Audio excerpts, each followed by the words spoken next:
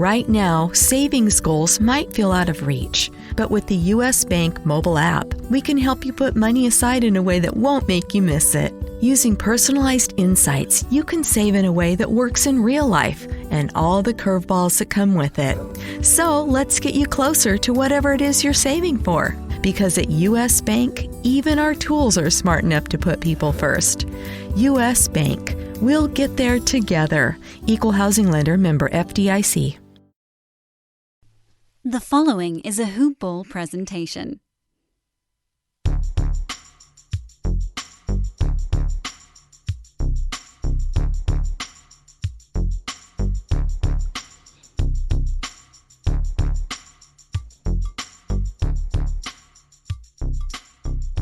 Hello, and welcome to the Hoop Ball DFS Today podcast.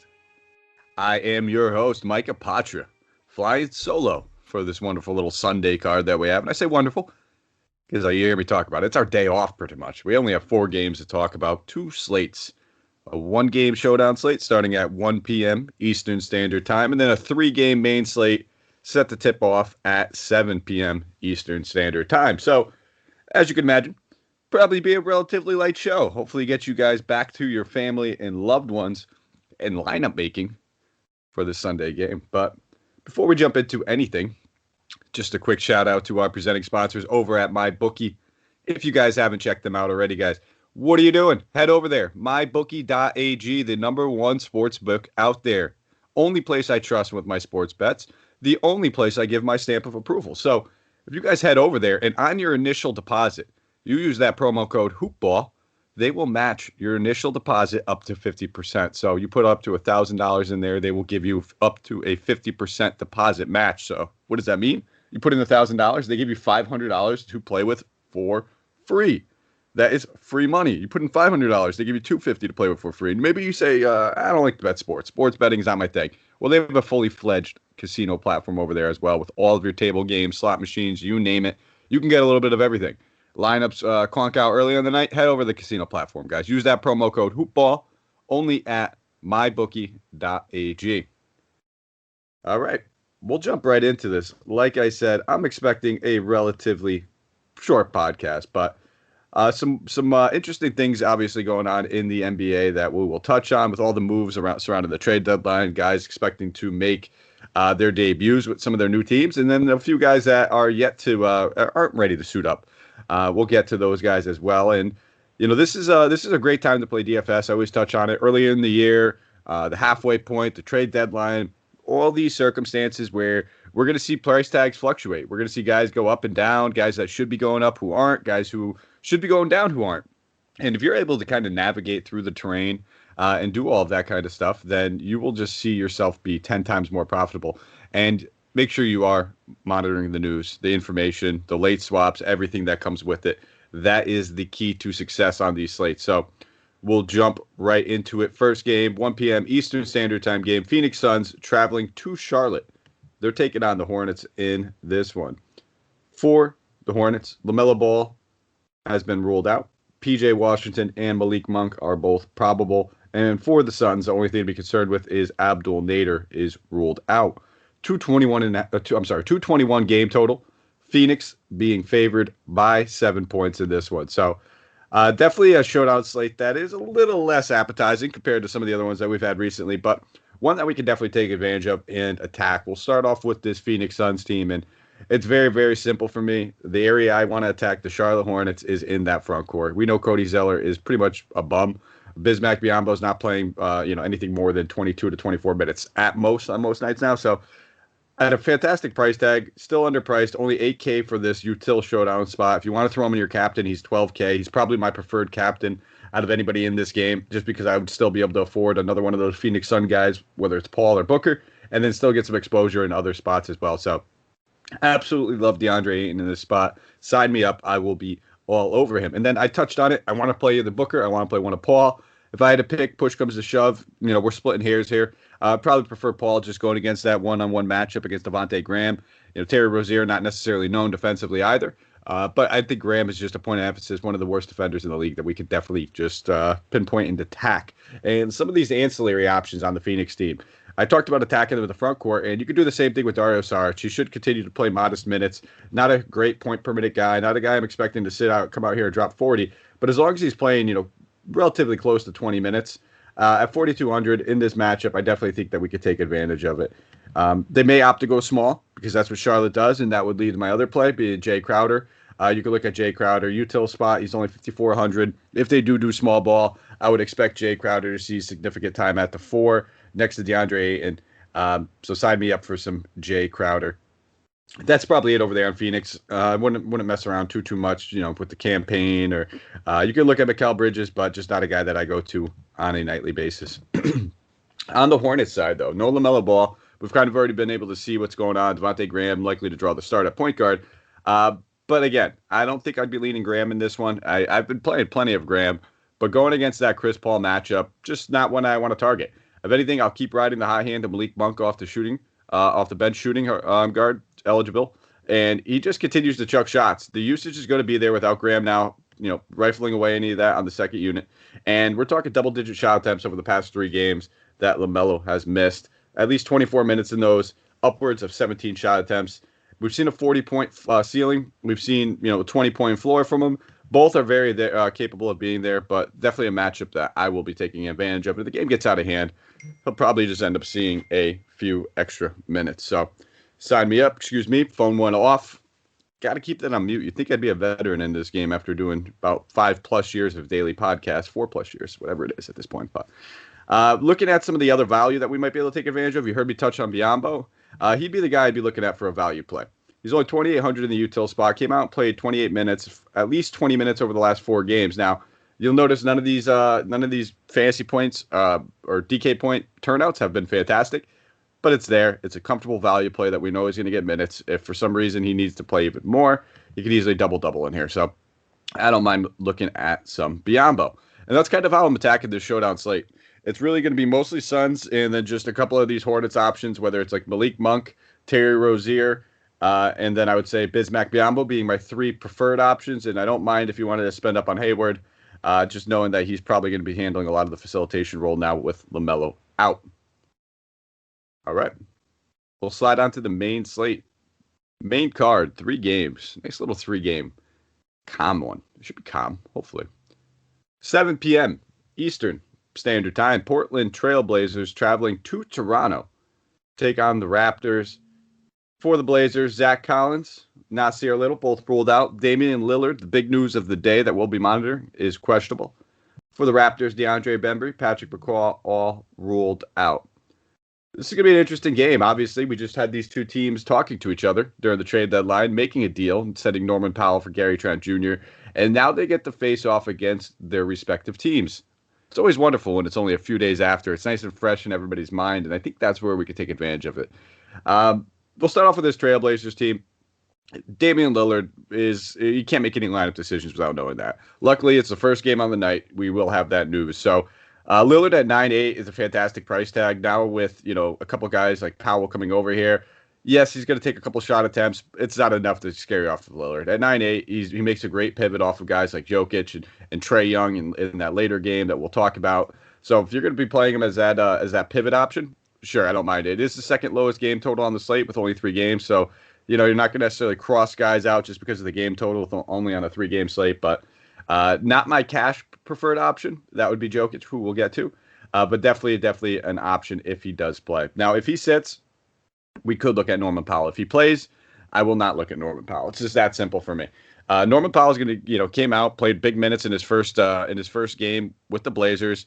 Had plenty of shot attempts, all that's well, but Lillard is still going to be the top dog. Lillard's still going to be between 18 and 20 shot attempts on any given night. Powell will definitely play third fiddle. And it's a big difference than when he was in Toronto, when he was sharing usage with Lowry, when he was sharing usage with Van Vliet and Siakam. I mean, Lillard and McCollum are the big dogs here. There's never going to be a game where they're probably not the 2 leading shot attempt takers. And now we also have to factor in that Nurkic is getting back and is fully healthy. So, long story short, if Lillard sits, I will have interest in Powell. I will attack him in this revenge narrative. Otherwise, I'll leave him there. I'm a big narrative guy, but I just don't want to attack this one, just given the circumstances and everything surrounding it. I just think that on a 3-game slate, I can get an edge and hopefully avoid that everybody goes to a Powell at 6,600. You really need him to hit 30 to 35 fantasy points there. So I will pass. McCollum, though, if Lillard sits, is another option that I will look at. I won't look at McCollum if he play. Actually, you know what? I will keep McCollum in my player pool. Even if Lillard plays, I think he'd make a good GPP pivot. Still prefer Trae Young for only $700 more. But outside of those, main two guys, if Lillard sits, I do not have a ton of interest. Kanter coming off of a big game at 6,700. It's a matchup that he can easily take advantage of. Toronto's front court has been putrid. GPPs only. Nurkic being back, I'm expecting a slow ramp up to get Nurkic back to where we can't play Kanter anymore. But it eventually will happen. And I just don't feel like this is a matchup where I'm already probably going to lock in Jokic at center that I need to focus there. But I will look at Simons. If Lillard sits, Simons played 24 minutes off the bench in that last one. He should continue to be that backup facilitator as well as the leading shot taker on the second. All those reasons, even if he doesn't draw the start at 4K, if Lillard sits, he'd be a fantastic value play with both point guard and shooting guard eligibility. Sliding over to the Raptors side of the ball in this one, definitely a few guys that we could target. I like Kyle Lowry, 7,500. $300 cheaper than Van Vliet. It's always splitting hairs with these two. Van Vliet is the better point per minute guy, but something just screams I'm fired up that I stayed with the Raptors. I got to show these guys and these fans that I'm not going anywhere. As long as I'm on this team, I'm going to give you guys my 100%, and I'm going to go out the way I should. Maybe that's just me building up the narrative in my own head, but I'm believing it. I'm believing the narrative I just created by myself.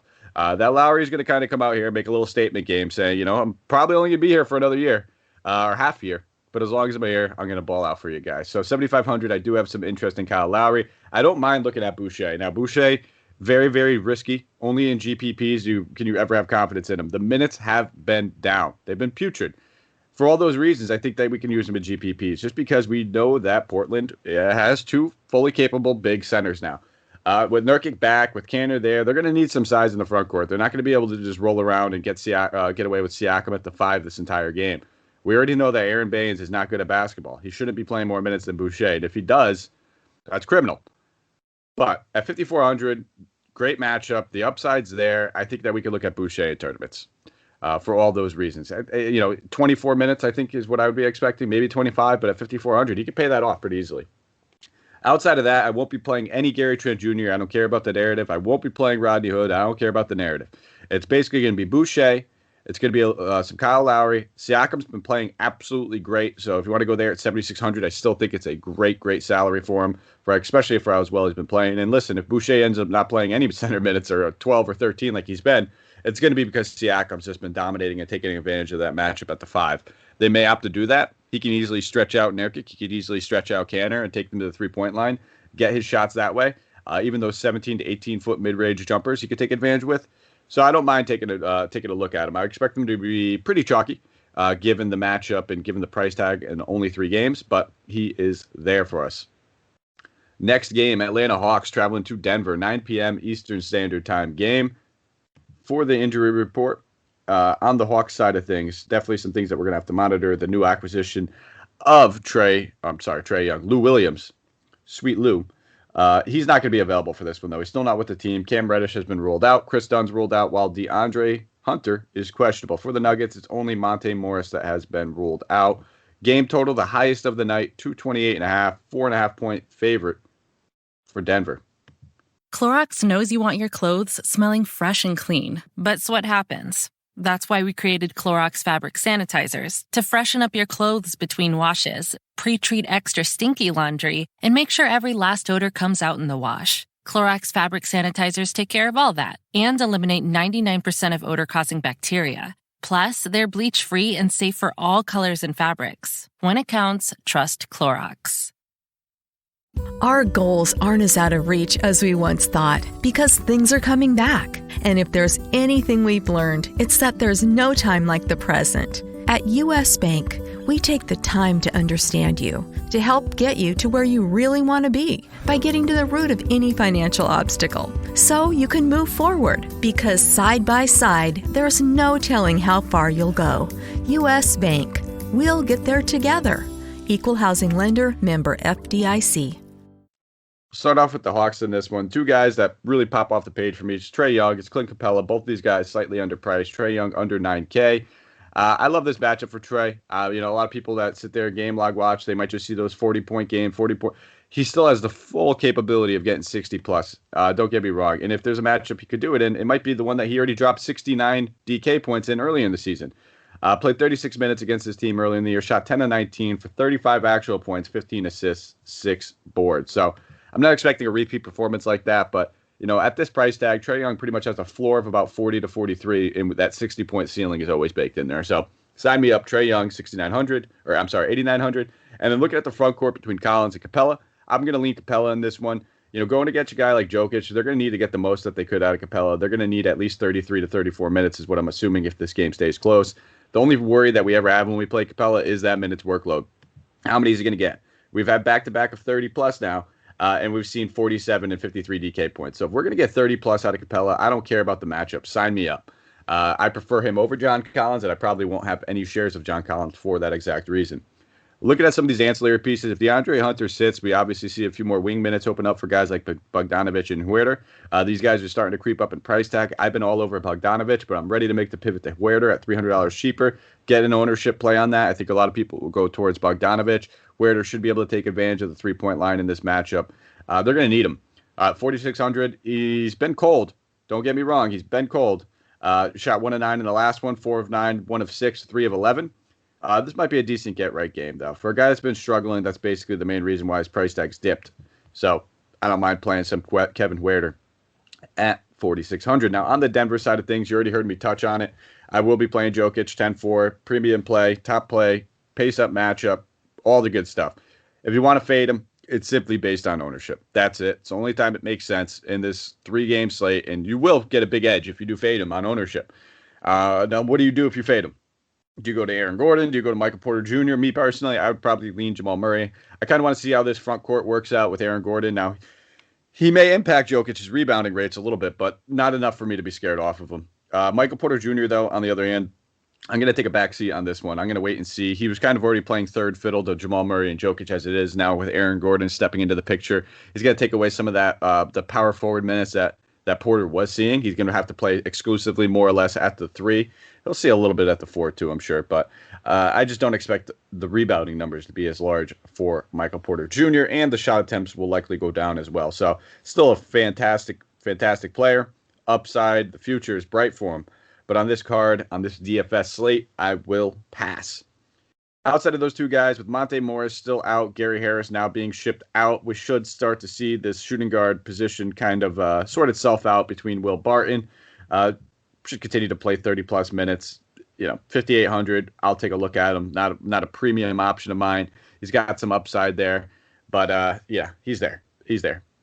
And you could maybe take a stab at guys like Dozier and Campazzo. Both these guys should see relatively decent bench rolls in a pace-up matchup. If I had to pick one of these two guys between Campazzo and Dozier, who would I pick? It would probably be Campazzo just based off of the point-per-minute upside. But, Dozier is going to be playing the more minutes. Do we need to go to either one of these guys? Probably not. Hopefully we get the news on Lillard, and we can just go to Anthony Simons and not need to worry about either one of them if we want to play someone less than 4K. Yeah, no Millsap either. So for me, the Nuggets, it's going to be Jokic. It's going to be Murray as a pivot off of Jokic and GPP lineups where I decide I want to fade him. And then I'll probably have a inkling of Will Barton and some of the value down there. Last game of the night, one that is going to be a big mystery box because we're going to have to wait and see. Another one that was drastically impacted by trades. Orlando Magic traveling to LA to take on the Lakers in this one. It is a 10 p.m. Eastern Standard Time game. For the Lakers, Anthony Davis, Jared Dudley, LeBron James all rolled out. And for the Magic, Cole Anthony, Markelle Fultz, Gary Harris, Jonathan Isaac all rolled out. Jeff Teague was released. And Terrence Ross is questionable. He sat out that last game with right knee soreness. We're expecting a big tick up in usage for him. But we're going to have to see what happens with this team. Because it looks like some of their newly acquired pieces will be available to play. They were not listed on the injury report. So keep an eye on Wendell Carter Jr. and Otto Porter Jr., both those new acquisitions from the Bulls in that Nikola Vucevic trade might be available. But let's take a good look at this Magic team. There's just going to be a lot to talk about and a lot of moving pieces. Without knowing who's actually starting, it's really hard to break down at this very moment. Now, given by the same lineup that we saw last time, Ken Birch will probably be pretty chalky, pretty highly owned. If Wendell Carter Jr. starts over him, that might change things. Now, if Birch starts, I still have interest in him at 5K. I think he's an excellent play.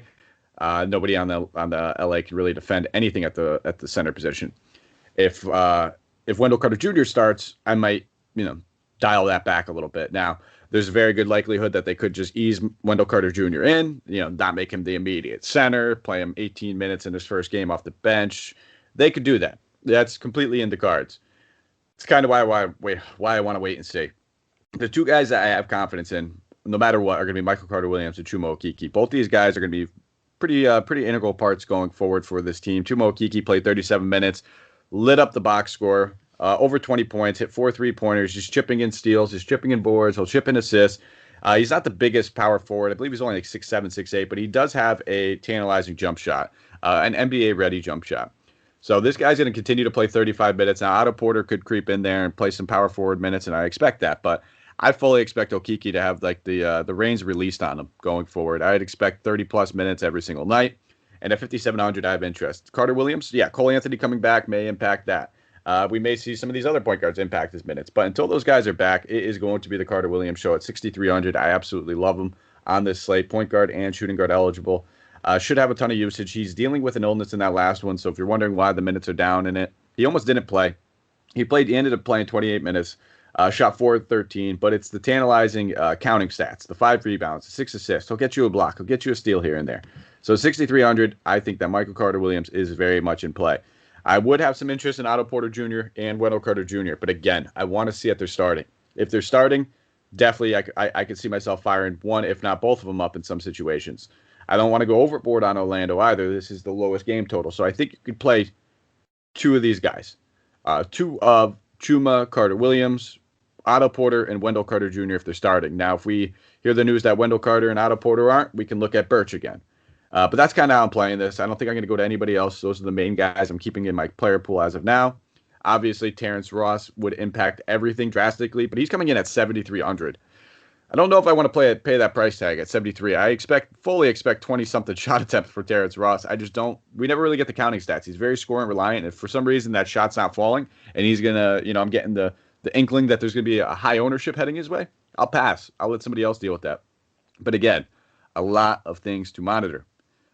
On the Lakers side, it's simple for me. I'm going to keep going to the same spots that we've been going. Dennis Schroeder at 7,100, one of my favorite mid-tier price tags. Nobody on Orlando really scares me off defensively. This should be a cakewalk matchup and almost like a dumpster fire fantasy game where it's just going to be a ton of fantasy points, even though the score is not all that high, and it's pretty ugly to watch in the meantime. But 7,100, just going to continue to probably lead this team in usage and shot attempts as long as LeBron and AD are out. We're talking about pretty much facilitating as well. 35, 44, 40 DK points over the last 3 games. 7,100 leaves a lot of meat on the bone. Outside of him, I think I don't mind going back to a guy like Montrezl Harrell, 7,400. Should continue to play the bulk of the center minutes. Even though Marc Gasol is back, there's a reason why they're their favorite to get Andre Drummond. There's a major reason. It's because Marc Gasol can't do anything anymore. But again, just another guy that's going to continue to play 30-plus minutes and just churns out 30-point floor, 40-point ceiling. Sign me up at 7,400. I can have some shares of him as well. Maybe play him at center in the lineups where I'm not playing Jokic at center. Outside of those two guys, I think the only other guy I really have confidence in would be like Markieff Morris at 5,100. Another guy taking advantage of this lack of front court minutes, whether it's at the 5 or the 4, should just continue to play mid-20s minutes, get close to 30. He has that 24 to 25 point, floor ceiling-ish kind of area. We've seen him hit that 33. Is 12 to 18 in the cards? Absolutely, but this isn't a matchup I'm necessarily scared off of, so I will go to some Markieff Morris in this one. I'll probably leave Kuzma out just because I can't play everybody, and I prefer Schroeder and Harrell over him. Outside of those two guys, probably, Caruso's a decent value play at 4,400, but I'd much rather just play Simons if we get that Lillard news. And that's it. That rounds out the entire slate. 4 games talked about in about 22 minutes. So before we take off out of here, though, I will give my player tiers. One player from the expensive, the mid, and the value who I will be playing.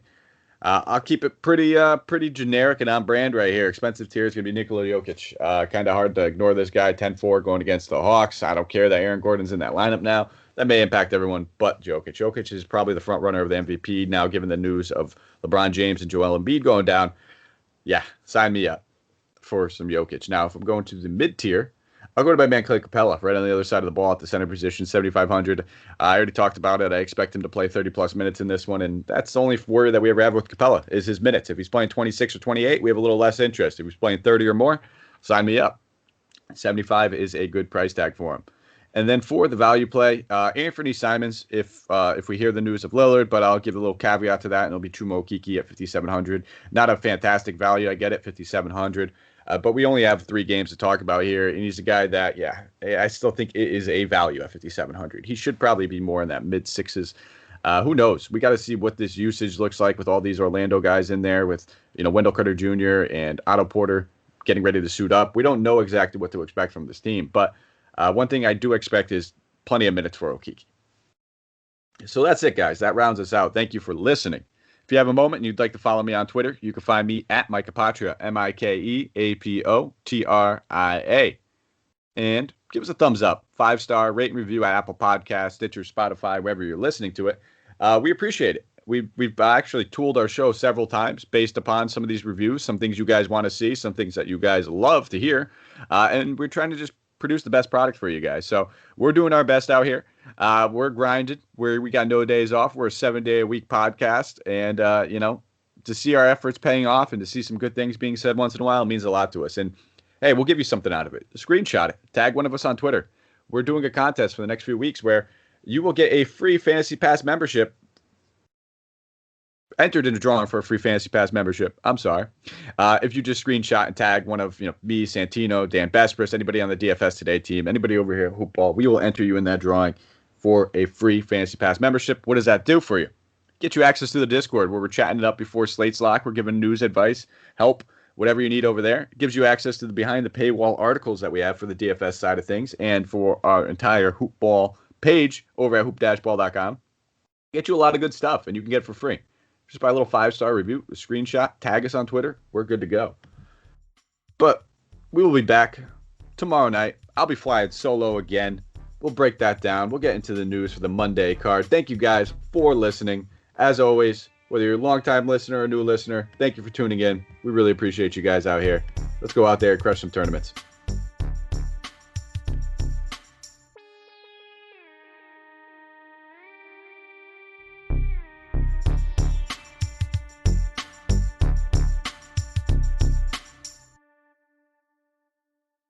This has been a Hoop Ball presentation.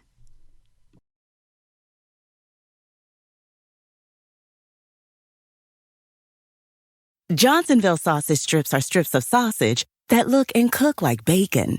They come in amazing flavors like original, maple, or chorizo. Now you can transform your BLT into an SLT or turn your bacon cheeseburger into a chorizo cheeseburger. It's not bacon. It's Johnsonville sausage strips, and it's a meaty miracle. Find it by the bacon, even though it's sausage.